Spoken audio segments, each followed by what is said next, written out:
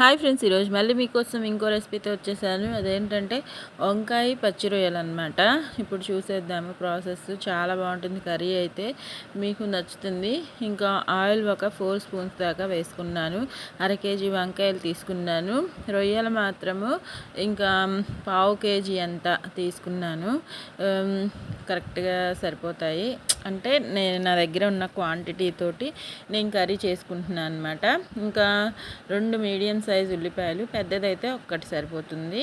ఇంకా ఉల్లిపాయలు హై ఫ్లేమ్లో పెట్టేసుకొని అవి చిన్న చిన్న పీసెస్ కట్ చేసుకొని చక్కగా ఫ్రై చేసేసుకుంటున్నాను. అవి ఈవెన్గా ఫ్రై అయితే సరిపోతుంది. ఇలా ఈవెన్గా హై ఫ్లేమ్లో పెట్టుకోండి. ఇవిగోండి రొయ్యలు కొద్దిగానే ఉన్నాయి, అయినా ఫ్లేవర్ బాగుంటుందని చెప్పి వంకాయల్లో వేసి చేసుకుంటున్నాను అనమాట. ఉల్లిపాయలు బాగా ఫ్రై అయ్యాయి అనుకున్న తర్వాత 4 టొమాటోస్ తీసుకున్నాను.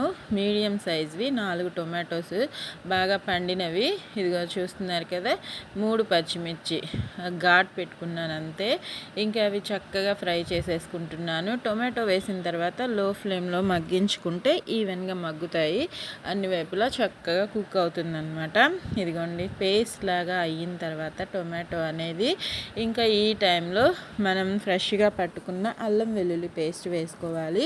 టేస్ట్ బాగుంటుంది. ఎప్పుడైనా అప్పటికప్పుడు చేసి పెట్టుకోండి అల్లం వెల్లుల్లి పేస్ట్ అనేది. ఇంకా 1 స్పూన్ అంత వేసుకున్నాను. వేసుకొని అది కూడా పచ్చి వాసన పోతే సరిపోతుంది. ఎక్కువగా వేసుకోకండి, చిన్న స్పూన్తో 1 స్పూన్ సరిపోతుంది ఈ కర్రీ కోసము. అది కూడా పచ్చి వాసన పోయేలాగా మీడియం టు హైలోకి మార్చుకుంటూ చక్కగా మిక్స్ చేసుకొని పచ్చివాసన పోయింది అనుకున్న తర్వాత క్లీన్ చేసి వాష్ చేసి పెట్టుకున్న రొయ్యలు ప్లస్ వంకాయ పీసెస్ కూడా ఈ టైంలోనే వేసేసుకుంటున్నాను. వంకాయలు కూడా లేతగా ఉంటే ఈజీగానే మగ్గిపోతాయి, ఇబ్బంది లేదు. ఇంకా పసుపు ఒక 1/2 స్పూను, ఉప్పు 1 స్పూను కరెక్ట్గా సరిపోతుంది. తగినంత వేసుకోండి మీరు చేసే క్వాంటిటీకి, ఓకేనా. వేసేసుకొని చక్కగా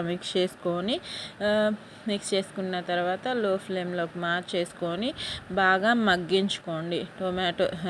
వంకాయ ప్లస్ రొయ్యలు అనేవి బాగా మగ్గితే వాటి ఫ్లేవర్ బాగా వస్తుందన్నమాట కర్రీ కోసము. లో ఫ్లేమ్లో మగ్గించుకుంటేనే కర్రీ టేస్టీగా వస్తుంది, గుర్తుపెట్టుకోండి, హైలో పెట్టకండి. ఇంకా చూస్తున్నారు కదా, ఇదిగోండి ఒక 15 మినిట్స్కి కర్రీ టెక్స్చర్ అనేది ఇలా ఉంది. ఈ టైంలో కారం వేసేసుకుంటున్నాను. కారం మీ టేస్ట్ని బట్టి వేసుకోండి. 1 స్పూన్ సరిపోతుంది, ఎక్కువగా వేసుకోకండి.